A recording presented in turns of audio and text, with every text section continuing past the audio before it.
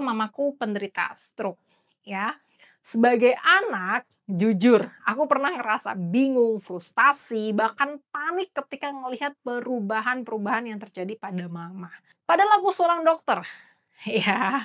Karena apa yang disampaikan di teori itu ternyata lebih panik ketika ada di dunia nyata.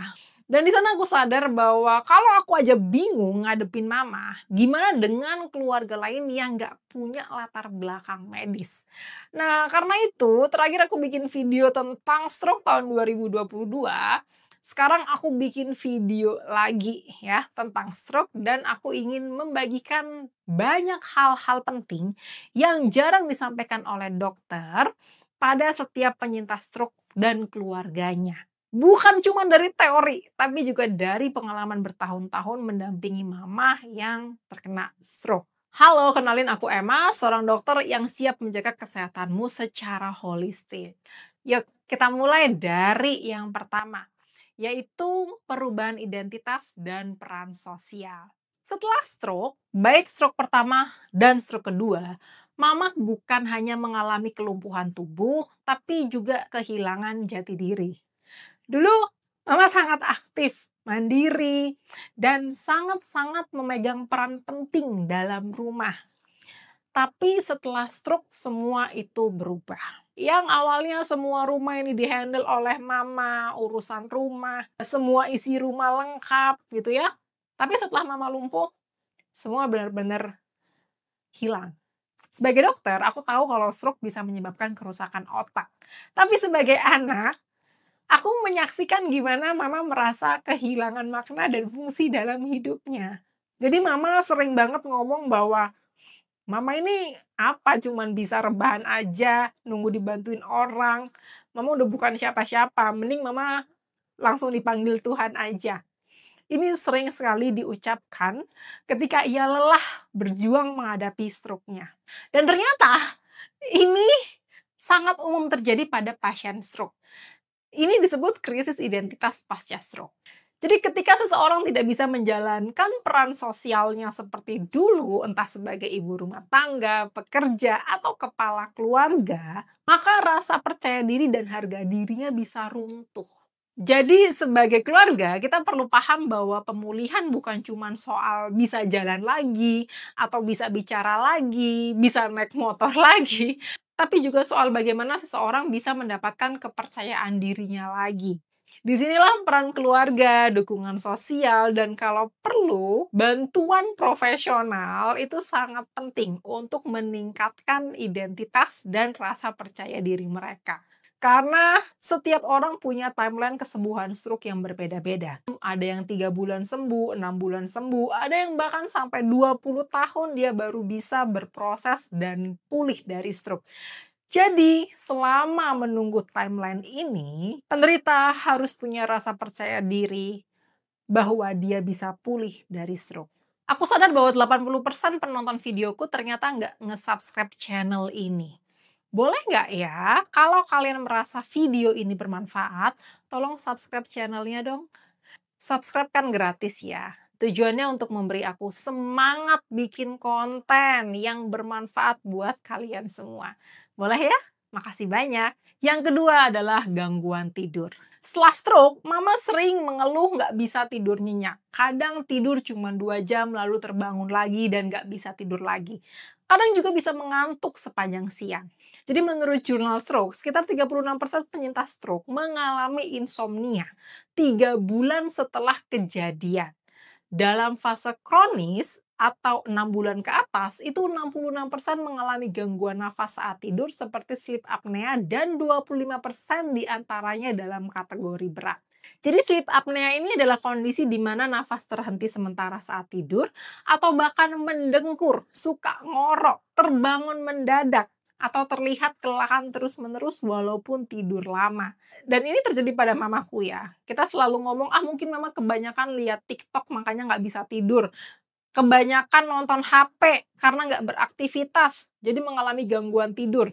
Tapi ternyata itu memang terjadi pada penderita stroke. Masalahnya gangguan tidur ini bisa memperburuk pemulihan, membuat pasien cepat lelah, emosional, bahkan meningkatkan resiko stroke berulang. Jadi kalau penyintas stroke mengeluh susah tidur, jangan dianggap remeh nih teman-teman. Konsultasikan ke dokter dan kalau perlu lakukan pemeriksaan tidur. Eliminasi hal-hal yang bikin sulit tidur atau yang menyebabkan nggak bisa tidur. Bisa jadi mereka butuh bantuan, nggak hanya sekedar edukasi aja untuk memperbaiki kualitas tidurnya. Yang ketiga, kelelahan saraf atau neurofatigue. Setelah stroke, pasien bisa mengalami kelelahan luar biasa yang nggak membaik bahkan dengan istirahat. Ini adalah hal yang wajar ya. Jadi kalau pasien stroke ngomong pengen tidur terus, itu bukan berarti mereka capek dan males. Ini disebut neurofatigue. Aku jadi ingat, mama dulu sering bilang, "Duh, mama ini cuman latihan sebentar, duduk aja ngangkat tangan udah capek, apalagi disuruh latihan jalan." Bukan karena malas, ini adalah bentuk kelelahan yang berasal dari otaknya. Jadi otak yang mengalami stroke harus bekerja lebih keras untuk mengatur fungsi tubuh, berpikir, merasa, dan memproses informasi, serta memulihkan dirinya sendiri. Otak bekerja seberat itu. Jadi sangat wajar sekali jika pasien mengalami kelelahan. Neurofatigue bisa muncul kapan saja, kadang baru terasa beberapa bulan setelah stroke. Pasien bisa terlihat baik-baik aja di pagi hari, tapi sangat kelelahan di sore hari. Dan ini nggak bisa dibandingkan dengan kelelahan biasa nih teman-teman. Sebagai keluarga, penting banget untuk menghindari jadwal latihan yang terlalu padat. Kalau perlu, konsultasikankah ke dokter jika memang kelelahan itu muncul sepanjang hari dan terus-menerus serta tidak membaik nih teman-teman. Yang keempat, gangguan kognitif. Ya, pasca stroke, banyak pasien mengalami kesulitan mengingat, berpikir logis, menyusun rencana, atau fokus dalam percakapan. Ini disebut gangguan fungsi eksekutif dan memori jangka pendek. Jadi dulu ini jadi masalah ya, mamaku tuh sering lupa setelah mengeluarkan uang, membelanjakan sesuatu, itu bisa lupa. Kita anggapnya pura-pura lupa, tapi ternyata memang dia lupa beneran. Cara yang bisa kalian lakukan yaitu menempel catatan di dinding atau di tempat-tempat yang bisa dilihat. Kalau masalah keuangan, buat catatan keuangan di handphone. Menggunakan alarm atau kalender serta melatih otak lewat permainan-permainan yang mudah dan memberi waktu lebih panjang untuk mama mengingat tanpa harus memburu-buru ya. Yang terpenting jangan menyalahkan orang stroke ketika fungsi kognitifnya menurun karena otaknya sedang bekerja keras untuk pulih nih teman-teman. Yang kelima, gangguan sensorik dan sensitivitas berlebihan. Nah, mama itu lebih peka berlebihan terhadap suara dan cahaya. Jadi beliau lebih gelisah saat nonton TV, mendengar suara mesin, atau berada di tempat rame. Ya, awalnya sih aku kira ini masalah psikologis, tapi ternyata ini adalah gangguan sensorik pasca stroke. Terjadi karena otak nggak lagi memproses rangsangan sensorik secara normal. Jadi banyak penyintas stroke yang mengalami hal seperti nggak tahan suara keras, merasa pusing di tempat rame, sensitif terhadap cahaya terang, cepat lelah di lingkungan sosial. Sayangnya ini jarang dijelaskan oleh dokter. Akibatnya banyak pasien yang memilih mengisolasi diri di dalam kamar karena merasa nggak tahan di luar rumah akibat terasa nggak nyaman dan gangguan sensori ini. Ini bisa memperparah depresi dan kecemasan pada pasien stroke. Lalu apa yang bisa dilakukan? Pasien bisa menggunakan headphone untuk peredam suara atau menggunakan kacamata hitam saat keluar rumah. Mulai dari paparan ringan yang lembut-lembut aja dan jika memang tidak mau ketemu banyak orang, hindari memaksa pasien untuk bersosialisasi. Yang penting pahami kebutuhan pasien dan pahami bahwa otak perlu bantuan untuk mengembalikan fungsinya dengan baik. Yang keenam, nyeri setelah stroke. Banyak orang berpikir stroke hanya menyebabkan mati rasa atau kelemahan. Tapi faktanya nyeri kronis juga bisa terjadi nih teman-teman. Jadi mama itu sering banget ngeluh sakit di bahu dan lengan padahal nggak pernah cedera.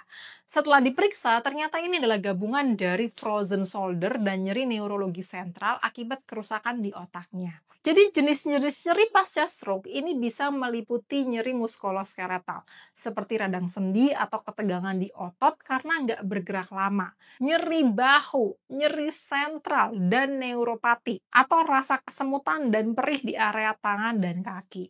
Solusinya tergantung penyebabnya ya, bisa dikompres hangat atau dingin, terapi fisik, lalu ke dokter rehab medis, akupuntur, dan obat nyeri saraf seperti gabapentin. Serta jangan lupa untuk tetap latihan ringan dan terapi setiap hari.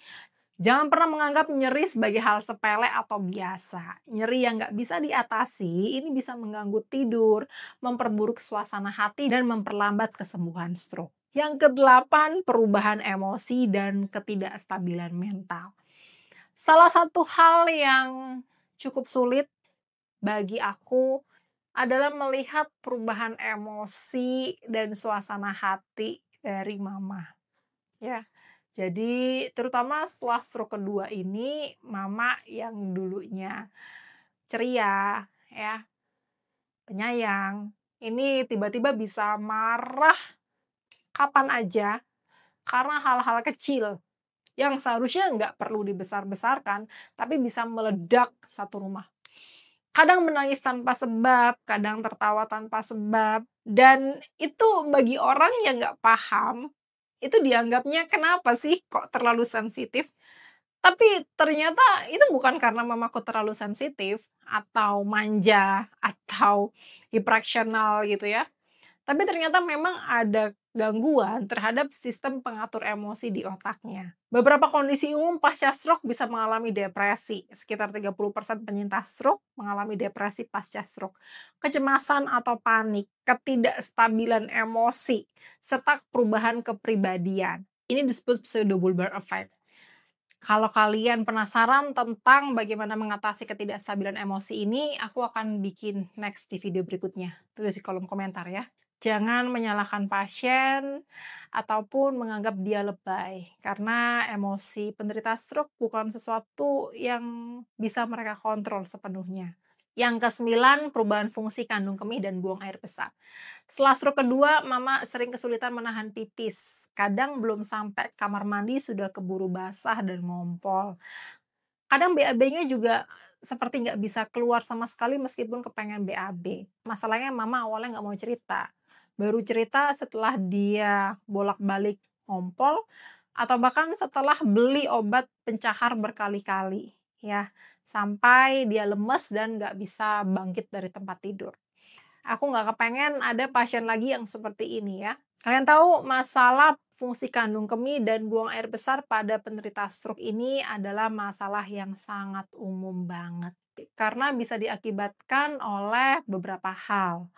Kerusakan pada pusat pengatur kontrol kandung kemih di otak, atau lemahnya otot dasar panggul akibat kelumpuhan stroke, serta gangguan mobilitas ya. Jadi sehingga pasien terlambat ke kamar mandi, dan bisa juga yang paling sering adalah efek samping dari obat-obatan, bikin pasien susah untuk BAB ataupun sering pipis. Jenis masalah yang sering terjadi inkontinensia urin, yaitu sulit menahan buang air kecil, retensi urin, sulit mengosongkan kandung kemih, dan konstipasi kronis, sulit BAB secara teratur. Yang bisa dilakukan, gunakan pelindung, pakai pampers, bukan jangka panjang sih, tapi ini sangat berguna banget. Lalu latihan otot panggul, kalau pasien sudah bisa bergerak, latihan untuk squat seperti ini ya. Jadwal buang air besar dan mengkonsumsi makanan tinggi serat seperti sayur dan buah-buahan, serta konsumsi cukup air. Saran aku, please please please jangan mengkonsumsi obat-obatan pencahar ya. Karena obat-obatan pencahar itu membuat pasien malah dehidrasi dan semakin rusak saluran pencernanya. Rutinkan untuk bergerak, rutinkan makan buah pepaya ataupun minum air yang banyak. Bukan karena dia males, tapi memang karena fungsi dari pengaturan buang air besarnya terganggu. Dan yang terakhir adalah kehidupan seksual setelah stroke. Topik ini paling jarang dibahas, tapi banyak yang mengalaminya ya. Masalah seksual setelah stroke bisa disebabkan karena keterbatasan gerak tubuh, penurunan sensitivitas pada alat kelamin, perubahan cindera tubuh dan kelelahan ekstrim, serta efek samping dari obat-obatan. Bikin nggak bergairah lagi. Lalu apa yang bisa dilakukan? Bicarakan secara terbuka dengan pasangan. Walau canggung, tapi itu harus untuk memperbaiki hubungan rumah tangga biar harmonis.